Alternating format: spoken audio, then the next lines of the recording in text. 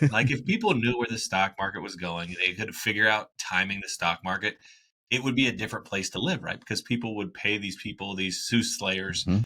the fortune tellers of the world, the obviously big bucks to time it. And that's just not how it works. Mhm. I mean, that's just not where the market ever goes. And I think, when I wrote Fire Your Financial Advisor, this was the aha moment. Like, we're paying someone to effectively guess with our life savings. And that doesn't feel very good, right? Mhm. Like, that doesn't feel right to say, I'm not getting any other services than a call on my birthday.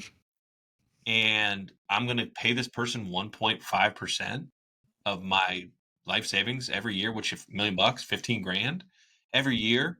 And who knows how much my investments cost, maybe another 50 bips, 100 bips. So another 10 or 15 grand to cross their fingers and hope the market cooperates. And if it doesn't, then they just say, sit tight, stay the course. And if it does, they take all the credit. Like, it feels like an economist or a weatherman, right? Like, they don't ever have to be right. They just have to be there.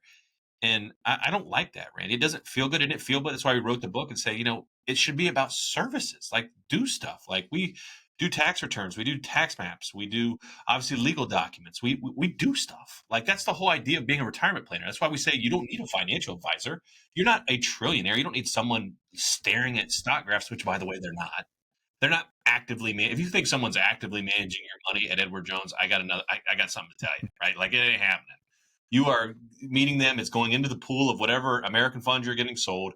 And obviously it's staying there until you see them again, at the break point where they get another commission, right? Like when they sell some more, mutual funds or whatever their new story is. But the sad part, Randy, is that, it can cost people their life savings, and it could really compromise your retirement. I guess, when people try to break down, when you have people that are DIYers, or when you have obviously the folks that are really focused on returns, how do you manage them? I mean, it's hard to unwind all the damage done by the internet.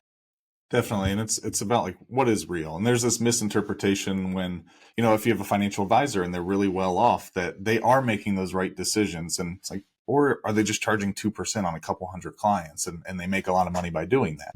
So do people look to you? Do they walk in and they say, well, you're the financial guy, Phil, what's the market going to do? And you got to kind of, as Greg said, unwind that and say, that's not really why you're here. You're here for us to figure out what you've got, where we're going to put it, and make sure it lasts for 30 years. That's right. Investments are more or less a commodity now, right? The investment side isn't as important as picking. It's follow index funds. Almost everybody says it. Mm-hmm. Now, the big thing is about the other variables. Let's control our market risk. Let's make sure we're saving on taxes, protecting from long-term care. Like Greg said, it's doing stuff. That's the thing that actually protects you in retirement, not picking the hot stock, because when you try to, you're going to lose. Mm-hmm. You should just follow the index and get all these other services and benefits.